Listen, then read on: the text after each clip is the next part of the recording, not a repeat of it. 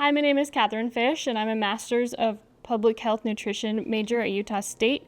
And today we are going to talk about cranberries and how to make a cranberry sauce for your turkey or your other holiday gatherings. So I have about, let me look and see, 12 ounces of fresh cranberries, and this is what they look like. We're going to go through them, and kind of before we wash them, we're going to look for bad ones. So we're going to look for ones that look like this, that are kind of dried out and a little squishy. Think of like grapes that have kind of gone a little bit bad.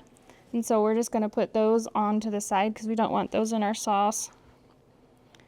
So a good cranberry would look more like this. So it's nice and whole, it's intact. You can see that it looks nice. So we're just going to sort through these really quickly, and then we'll give them a quick rinse, and then we'll start with our cranberry sauce. All right, these look pretty good. Looks like we've gotten rid of the ones that don't look too great. We're just going to take these over to the sink and rinse them with some cold water. Just to make sure we get all the dirt off them. So here we are at the sink. And I just like to rotate to make sure everybody gets in a nice, even rinse for everyone. And we're just going to give them a little bit of a shake. And we're going to set these to the side. And we're going to start with our cranberry sauce. Into a saucepan, preferably a little bit thicker because you are going to bring sugar and water to a boil. A 1/3 cup of packed light brown sugar, and that's just going to go in. And then we have 2/3 cup sugar, just white granulated. And then I'm going to add a 1/3 cup of water. And that's just to help get those sugars so that they can dissolve into the water. So we're going to put it on about a medium-high heat. And I'm going to add the orange juice as well. So we're just using an already made orange juice, and we're going to use about 2/3 of a cup of orange juice. So if you don't have a 2/3 cup measure, which is pretty common, you just do 2 1/3 cups. We're going to kind of stir it around, let those sugars dissolve. You just kind of stir it so that your sugars don't burn. And cranberries are really great to pair with meat or poultry dishes because of the tartness of the cranberry. It cuts through sometimes that fattiness of turkey or even ham sometimes. Another cool thing about cranberries is they have natural pectin in them. And so when you cook them down, you don't have to add any sort of thickener. They will thicken on their own. So we have our sugar, our orange juice, and our water is now at a boil. We're going to add in our cranberries kind of slow. Make sure you don't splatter any of that hot sugar mixture on you.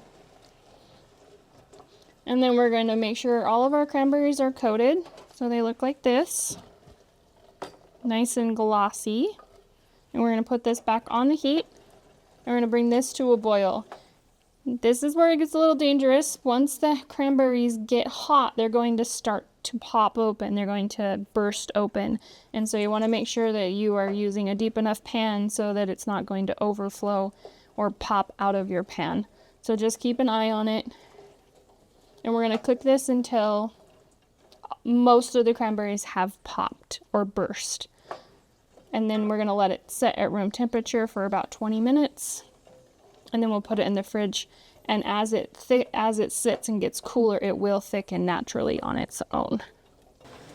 See how some of them are splitting open, how they're kind of bursting?